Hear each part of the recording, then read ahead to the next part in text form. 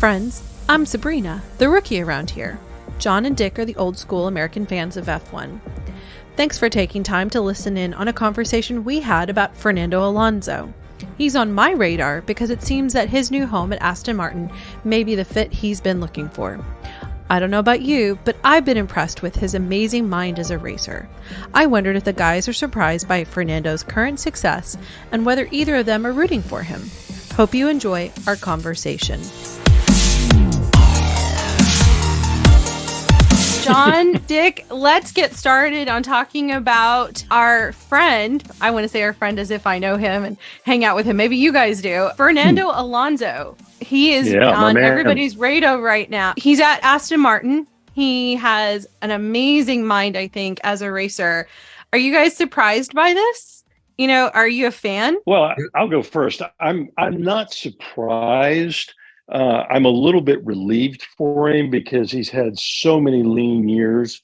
A lot of people have criticized him for making some bad moves at just the wrong time. Well, maybe on paper were good moves, but they were bad moves overall because he would catch teams in the decline.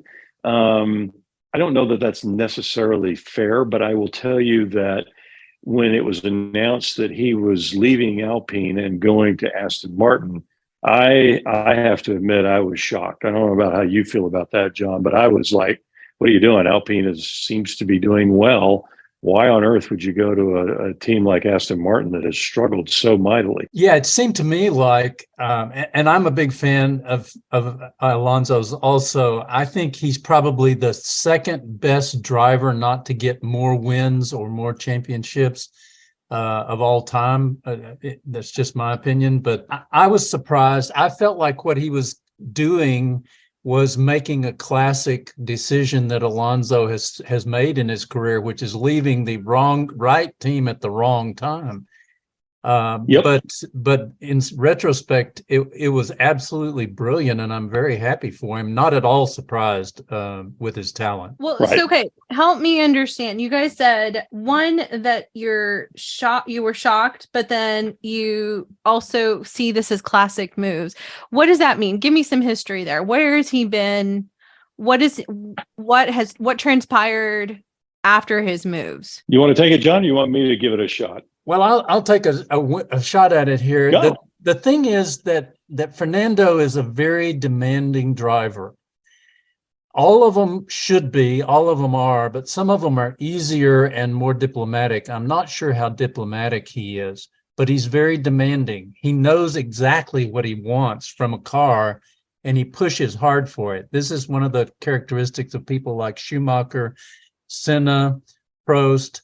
The best ones really have that. So not shocked that he would leave the team, but he tends to leave under a little bit of a cloud, and that hasn't served him well. He kind of leaves, and I was frankly surprised that he was able to go back to Alpine after leaving them under such difficult circumstances. Dick? Mm-hmm. Yeah, I agree. I mean, and you think about it, he wins 2 world championships. He's not even done at that time. They were Renault, not Alpine, but they were Renault. This is like 2006. And he's halfway through the season. He says, yeah, I'm out of here. I'm going to McLaren, and wins the world championship. So he leaves as a world champion, goes to McLaren, and he goes up against Lewis Hamilton in his rookie season. And the intra-squad rivalry between Alonso and Hamilton, which, by the way, in my opinion, has never been ended. It was never managed well by Ron Dennis, who has, let's face it, he's got a history of not being able to manage 2 drivers who both believe they're number one.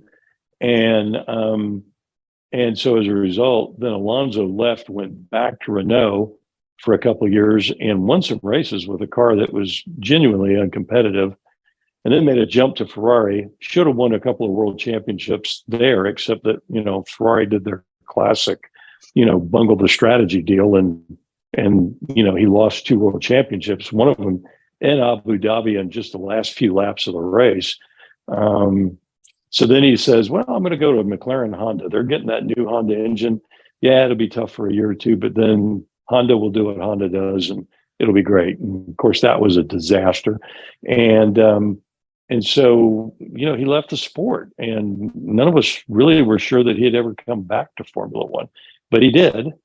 And, as you know, he did well at Alpine, and then he made the jump to Aston Martin, which, like I said, at the time, shocked me. Do you think that part of the success right now that we're seeing, I mean, even that it's right now, and what I'm gathering, even just from stuff that I've been reading, is that this is still yet going to be a long season. There's a lot that can still change and happen. But in the sense of where the deck is stacked, he's got a very strong leader in Lawrence Stroll. Sounds like maybe for someone like Fernando, who is not so diplomatic, having that type of leader who can handle that and or may even have similar style might be part of the reason why we're seeing this level of success, not to mention that it's not in the early stages of Aston Martin's development. They've been on this track potentially. I mean, that's my not more novice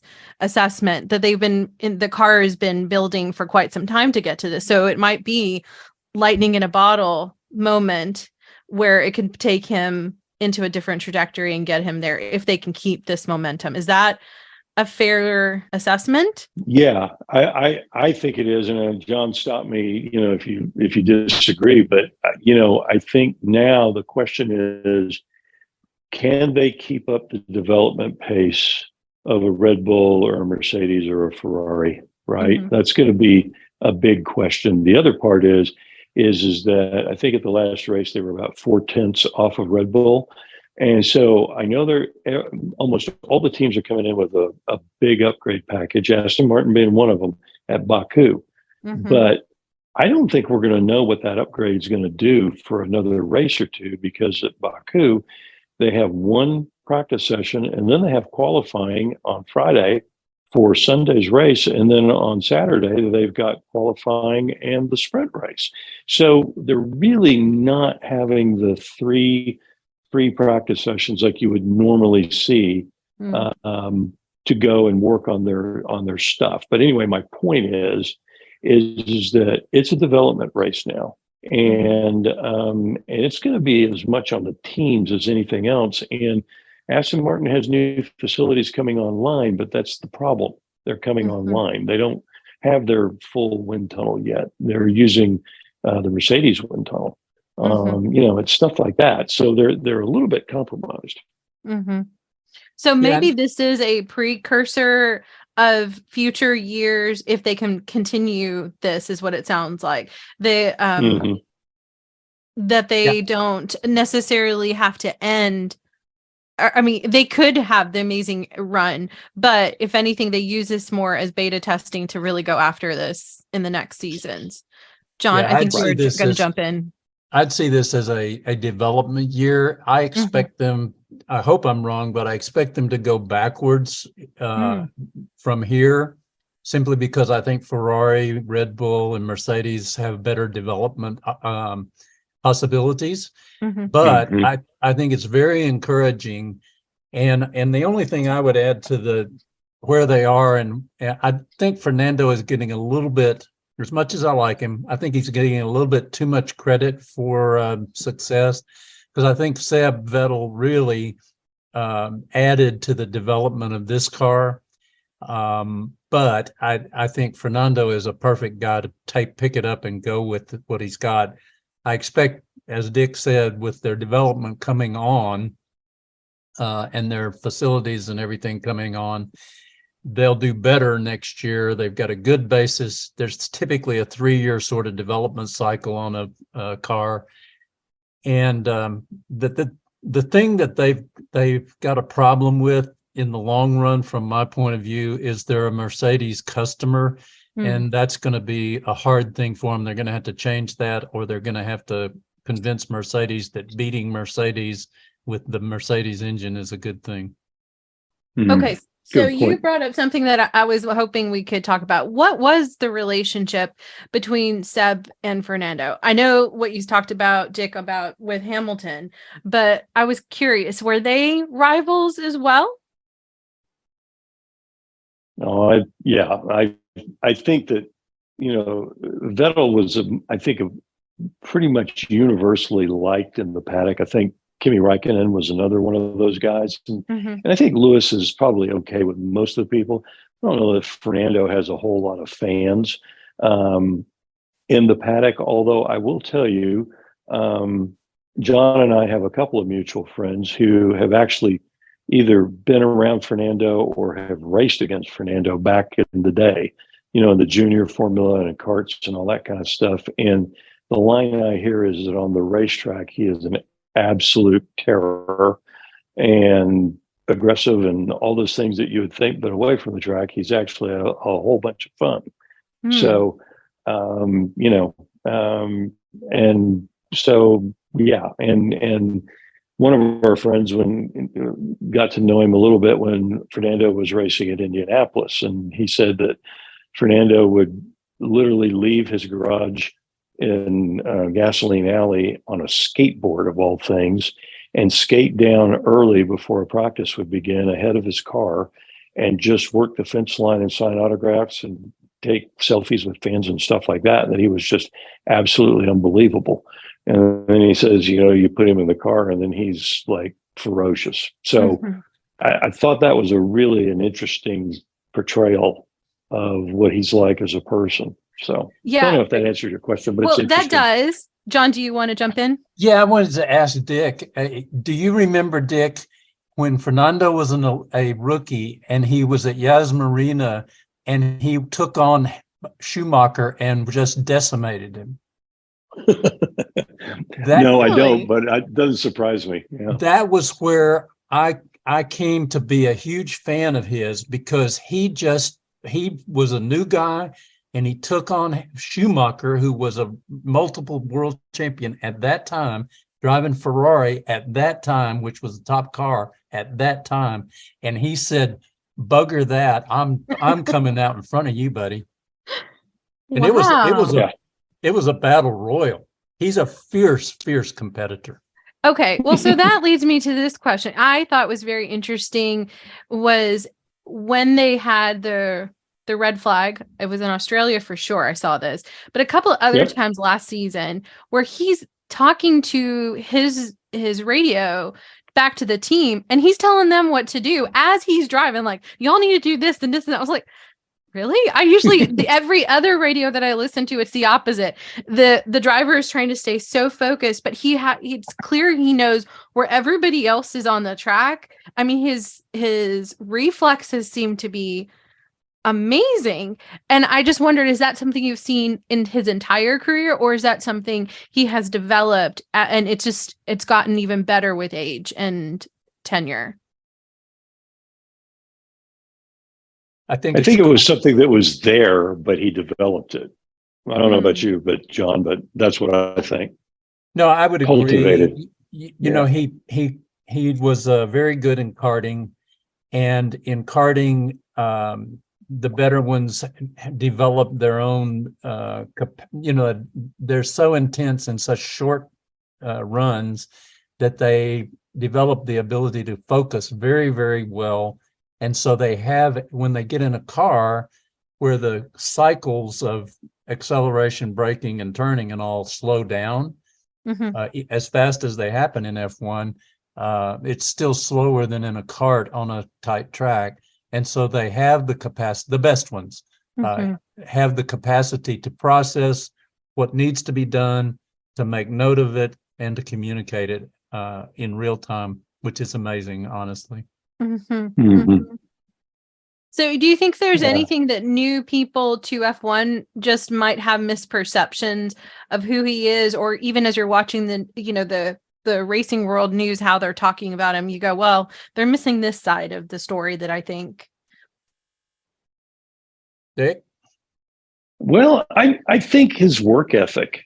I mean, he's the only one of the drivers that's been tweeting lately about how bored he is, that, he's didn't like the long break. All the other drivers were like, "Oh, it's nice to go on a vacation," and all that. He's sort of like, "You kidding? It's time to go race," you know. And I know that there's been pictures posted out on Instagram of him driving a shifter cart on one of his tracks in Spain. You know, he's out, Lord knows how many hundreds of laps a day he's pounding out, looking for that little advantage and working on his driving and all that. That, you know, he'll go and jump in an F1 car, which of course is a very different beast. But you know what? They all have 4 tires, and you know, and I mean, he's out. You go and you watch a video of him driving a cart, and it looks like he's driving an F1 car. It's the same driving style, which is pretty remarkable when you consider how different those two vehicles are. Well, and it may be an unfair comparison because race car drivers deserve something of a life, even if it's mostly at the track. Mm-hmm. But in the period that we've been going through the last few days, you've seen Leclerc and now I can't remember, but you've seen a couple of these guys. But several of the drivers were at a big tennis event. Pierre Gasly. Yeah, there you go. Yeah. And there was another one as well because he got his watch lifted off of him. But in any case, I think it was Pretty Boy. Was it Lance Stroll? No, Lando. Oh, but in any case, love that you called him Pretty Boy. Sorry, no disrespect intended, but he is I mean, they're all young, cute kids. Thank you. Cute. That's what I meant to say was cute. Right. There you go. But in any case, Fernando is, as Dick said, knocking out laps, and these guys are out socializing. Mm-hmm. You know, Fernando, the thing that I think, to your original question, the thing that people don't see on television, the casual fan, they don't see his motivation and his work ethic, like Dick was saying. Mm-hmm. Mm-hmm. How much of that do you think also is maybe the way the entertainment focus of F1 and this, because I wondered about that, is how many of these young drivers have been trained to think about a holistic picture of, are you selling the brand of who you are and you're a brand representative of the racing team, and you know, maybe that's even part of their contract, versus someone like Fernando who has the clout to say, I don't need to do that. I'm not going to do that. I'm all about racing. And he could also, he's also been there, done that. I can walk away if you're going to put that kind of stuff on me. What do y'all think? Go, Dick. Man, I think you nailed it. At the end of the day, again, if it's got 4 wheels, he'll go race it. Mm-hmm. And he's looking to go do a race. He doesn't really care about all the other stuff. Apparently, he has his jet and all that kind of jazz to get around the world to go race. But he apparently lives a relatively modest lifestyle when you consider the kind of salary he commands. Mm-hmm. And he's really one of these throwback hardcore racers like you saw in the 60s and the 70s. And he would have thrived, I think, in that era. Whereas a lot of these guys I don't think would have. But he's just a really hardened racer, I think. And it's interesting, even when he was going through the lean years and driving for bad teams and all that, he was still picked as, among his peers as the number 1 or 2 guy on the grid. And those guys would know the best. Well, it's because he's outworked them, Mm-hmm. Yeah, I completely agree with that. And I think that the reason that there's so much emphasis on entertainment in Formula One now is because you have all these people that they're boring, just to be real honest about it. They're so focused on their brand representation. They're so focused on the corporate sponsorship. They're so focused on the money. And, you didn't have to derive entertainment stories when you had Prost and Senna going at it, or Mansell and Piquet, or Lauda and Hunt. You didn't have to develop a story. It was there. It was full blown and visible, and that was really entertaining. Like organic is what it sounds like versus Yeah. manufactured. Yeah, it Mm-hmm. was something to see. It also Yeah, I mean, it sounds was like like, there was, oh, go ahead, Dick. Go I ahead. was just going to say, I mean, I think it was Mario Andretti. They said, "Hey, do you have any friends in the paddock?" And this is when Mario was, I don't know, late 20s and, you know, like on it, right? And they said, do you have any friends in the paddock? And he says, "No, I hate all those guys that are winning." you Right. know, Yep. that just kills them when they don't win. And I mean, that's the way they're programmed. Mm-hmm. Mm-hmm. That's But interesting. that's Oh, why I could Mario's I could Mario. ask like 7 questions off of that, but I know our time is limited today. But oh wow. Mm. That's interesting. Well, I wonder also how much of this need to have constant content and eyeballs there drives, like, it sounds like in the past, like when you talk about the 60s and 70s, there wasn't this expectation of constant information about the drivers being relayed to Mm-hmm. everybody. And maybe there was a season where there wasn't a lot of quote drama, but that was okay because it was about the racing versus the drama Right. between the drivers or the teams, or people just didn't know because you didn't really have Right. that kind of reporting. But now with this increased focus, spotlight, whatever word you want to use, there's also this machine that needs to get that out there. And so the drivers now have to Right. put that almost into their portfolio of skills that they have to develop. Yeah, I think you're absolutely right. I mean, it's Interesting. interesting that you should mention that because, in 1970, the guy that won the world championship was an Austrian by the name of Jochen Rindt. And he's the only world champion that was awarded the world championship posthumously. He was killed before the end of the season, but he had won enough races and had scored enough points that he was made world champion. All right. And so, but what was crazy was I was living in Houston at the time. And of course, back then, I mean, I wasn't even a teenager. And I remember reading in the Houston Chronicle like 3 weeks after the fact that Rindt had died.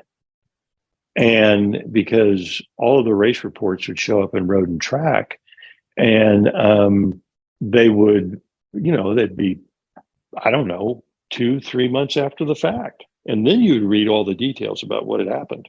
But you might get 2 lines in the Houston Chronicle. I mean, it was just really different at that time. And I think, we're so used to the instant information age that we live in today. It's hard to really kind of go back and kind of wrap your head around the fact that it used to not be like that. So what about young drivers? Oh, go ahead, John. There were like 12 races a year. And I mean, it was a completely different. Yeah, there's really no comparison. Oh, yeah. Okay, well, that's going to have to be a future conversation, which is about the racing calendar, circuits, and all that. But let me ask this. For those who might be listening and they're young, they're wanting to get, well, they don't have to be young, but they're wanting to get into the racing world and specifically into Formula One. How important do you think thinking about this more holistically, not just the literal racing skills, but also what we just said, that this is kind of the new era of F1 and the racing world, the ability to balance both, do you think is necessary even from a young in your career age? Ooh. That's a great question. Yeah, it is a great question. I'll take a whack at it first. What I would say is, yes, it is important because the cost of this is so exorbitant that it really requires money that people can't come up with on their own, unless they have an incredibly wealthy billionaire father with a B. It's not possible for a person to advance to the top levels. So it really is necessary. Plus, it's good training for them to learn. If they don't make a living as a racing car driver driving in Formula One, let's face it, there's only 20 of them at any one time. So most of the people who start out racing karts or driving wheat cars are not going to make it. They're going to have to do something else for a living. And learning how to be self-confident, learning how to represent yourself well, learning how important it is to work inside of an organization, all of those are great skills that will serve them well regardless. So it's necessary and it's good, I would say. That's really good. Yeah, I can relate a story. I mean, he never made it to Formula One, but there's an American racing driver named Colin Braun, and he runs in sports cars, very accomplished.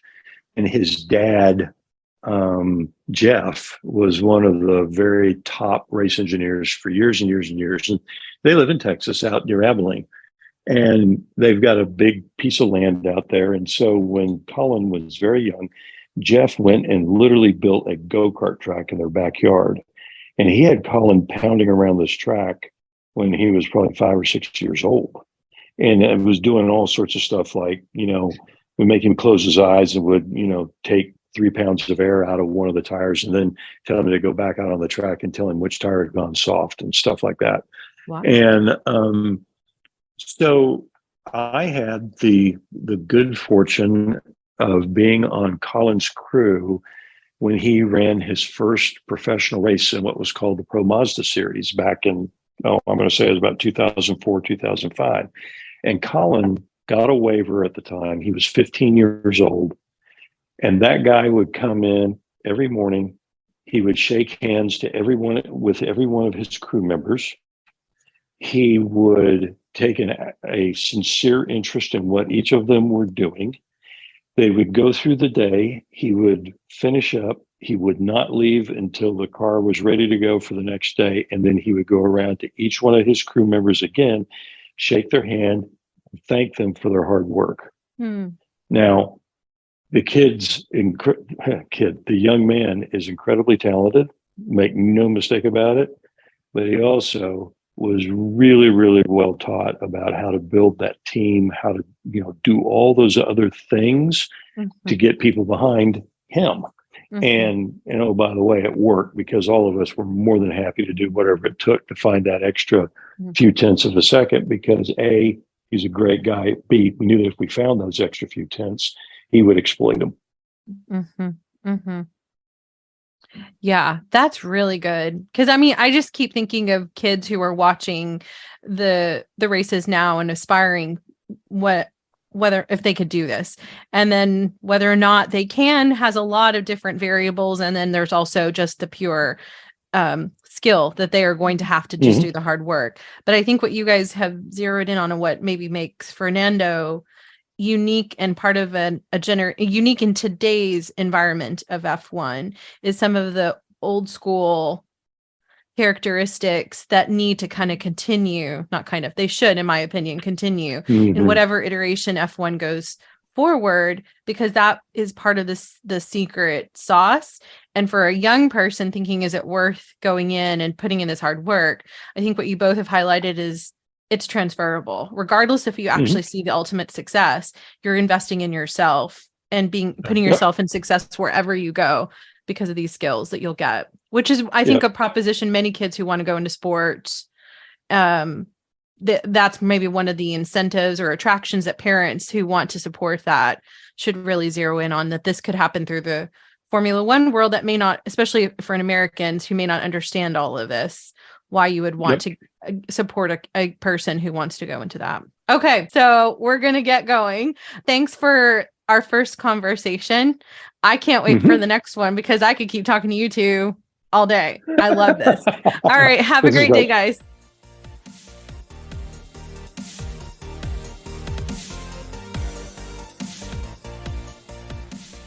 That ends this conversation. But rest assured, we'll keep talking and you can keep listening in because we're just two guys, a girl, and F1. For John, Dick, and me, thanks for listening.